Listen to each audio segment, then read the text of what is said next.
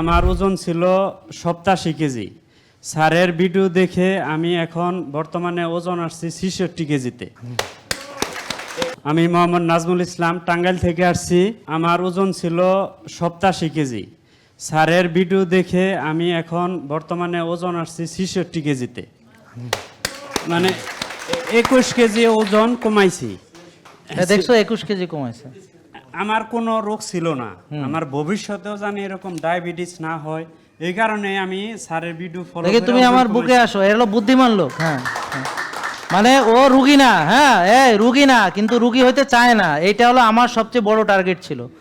রুগী হয়ে গেলে কিছু কিছু ক্ষতি হয়েই যায়, যতই আপনি মানেন রিভার্স করেন, কিন্তু ওই যে ভাঙা হাড়ি আগের মতো হইতে চায় না। কিন্তু এরা যারা রুগী হয় নাই, সতর্ক হয়েছে, এরা হলো প্রকৃত। কারণ সমস্যায় না পড়া কেউ সমাধানে আসতে চায় না, আগে ধাক্কা খায়, হোঁচট খায়, পড়ে অজ্ঞান হয়, ডায়াবেটিস আকাশে ওঠে, প্রেশার এরকম ওঠে, মানে একটা বিপদে পড়া মাজা ভাঙ্গা গিরা তারপর আসে। আমার কথা বুঝতে পারছেন? এ কিন্তু আগে আসছে। এবং আলহামদুলিল্লাহ আমি কিন্তু আলহামদুলিল্লাহ আপনাদের দোয়ায়, আল্লাহর অশেষ রহমত, বাবা মার দোয়ার কারণে আমি কিন্তু রুগী হওয়ার আগেই কিন্তু নিজেকে সতর্ক করে ফেলছি। কিন্তু অন্যান্য অনেক ডাক্তার আছে দেখবেন, তারা নিজেরা মরে যাইতেছিল, সেই মরার থেকে ফেরত আসছে, তো এখন বুঝছে যে ওষুধ দিয়ে কাজ হবে না, পরে সে এখন লাইফস্টাইলের কথা বলে। আর একজন হয়তো পড়ে যাচ্ছিল বা পড়ে গেছে, মানে তারা নিজেরা রুগী হইয়া সাফার কইরা নিজেরা মরতে বসছিল, সেখান থেকে কেমনে ভালো হয়েছে, এই জন্য তারাও এখন এই বুঝছে যে ওষুধ দিয়ে কাজ হবে না, লাইফস্টাইল। কিন্তু আলহামদুলিল্লাহ আমি কিন্তু ওই পর্যায়ে কোনো দিনই যাই নাই, মানে আমার কোনো দিন কোনো রোগই হয় না আলহামদুলিল্লাহ। রোগানে মানে ডায়াবেটিস বলেন, প্রেশার বলেন, ইত্যাদির কথা বলছে, মানে এমনি টাইফয়েড হয়েছে সেটা তো আলাদা জিনিস, হ্যাঁ তাও হয়েছে বহুত আগে, মনে নেই।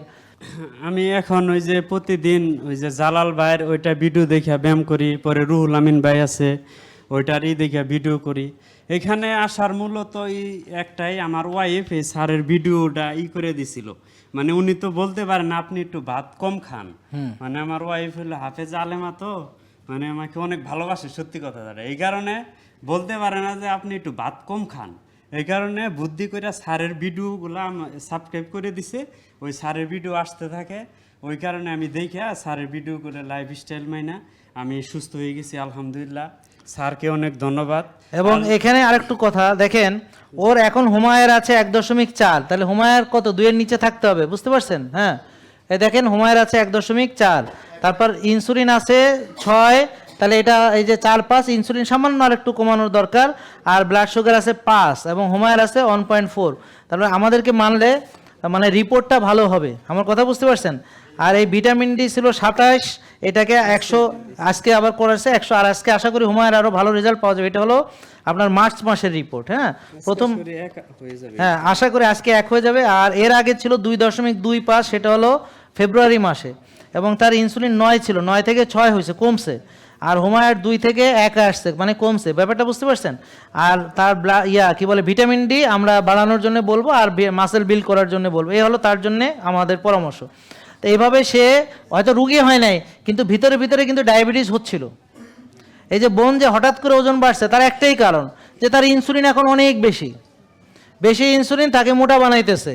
এখন উনি যে এত বড় বড় ডাক্তার দেখাইছে দেশে বিদেশে, কেউ তার ইনসুলিন পরীক্ষা করায় নাই, হুমায়ার করায় নাই। তাহলে এই যে আমরা কেন করাচ্ছি এবার বুঝতে পারছেন? এখন যদি আপনি এটা না করান তাহলে আমরা তো বুঝবো না। এখন যেমন ধরেন ওর রিপোর্ট ভালো হয়েছে এবং ও ভালো হয়েছে, তাহলে কি ওর কি রিপোর্টটা করা কি যুক্তিযুক্ত হয়েছে নাকি ভুল হয়েছে, এইটা বুঝতে হবে। তো যারা ফালতু কথা বলে, ওরা যে বলে, এরা আসলে চায় যে আপনারা ওষুধ যুক্তই থাকেন। সোজা কথা হলো তোমরা ওইখানে যাবা না, ওখানে এই ব্যবসা সেই ব্যবসা তোমরা যাইও না, এইটাই বুঝাবে। যেমন ওই যে বোনকে জানি এখানে বললো আমার সবাই বাধা দিছে, আমি সব বাধা ছাড়িয়ে এখানে আসছি, যে আপনার এখানে বৈশা একটা বোন বনে গেল, আরে ভাই এখানে আসতে বাধা দেবা কেন, এখানে আসতে তো উৎসাহ দিবা সবাইকে। তাহলে বাধা দেয় কে? যে অজ্ঞান লোক, অসচেতন লোক, যে নিজের ভালো বুঝে না। এছাড়া যে সচেতন বুঝে, তা আমরা বলি নামাজ পড়তে, রোজা রাখতে, আমরা বলি ভোরে উঠতে, তাহাজ্জুদ পড়তে, আমরা বলি হালাল তৈব খেতে, 1 ভাগ খেতে, আমরা বলি যে অতিরিক্ত কিছু বাড়াবাড়ি না করতে, আমরা সীমা লঙ্ঘন করতে নিষেধ করি। তাহলে আমরা ডিসিপ্লিন মানতে বলি, ডিসিপ্লিন অনুযায়ী চলতে বলি, এর বাইরে তো কিছু বলি না। আর যারা কে কি খাবে, এখন ওর যদি হুমায়ের আজকে 1 থাকে, ও কালো ভাত খাবে, ও ব্ল্যাক রাইস খাবে। কারণ কি? ব্ল্যাক রাইসটা অর্গানিক, এই জন্যে খাবে। এখন ব্ল্যাক রাইসের দাম বেশি, হ্যাঁ অবশ্যই অর্গানিক চাল, কিন্তু খাবে কি এতটুক।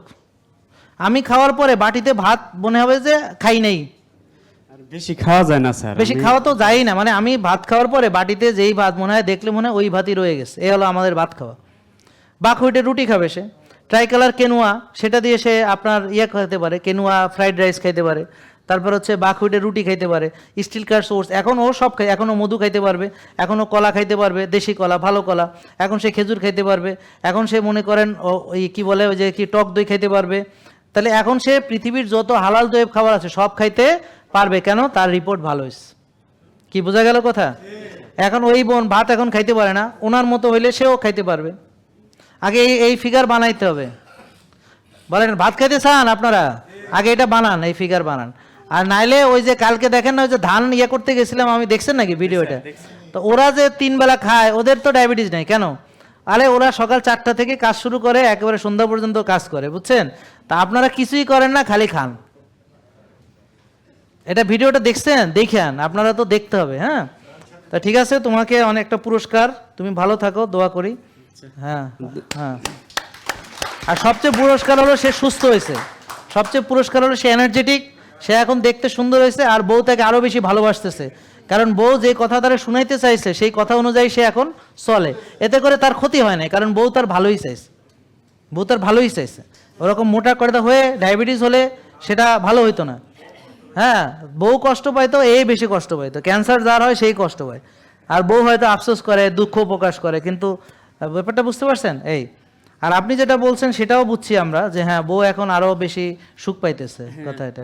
আজকে আমার মাকে ধরে নিয়ে আসছি, মানে মা আর শাশুড়িকে নিয়ে আসছি।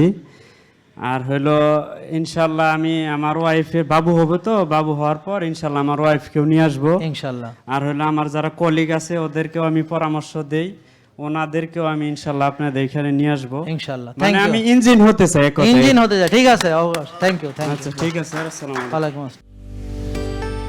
জেকে লাইফস্টাইল, ওষুধ মুক্ত সুস্থ জীবন।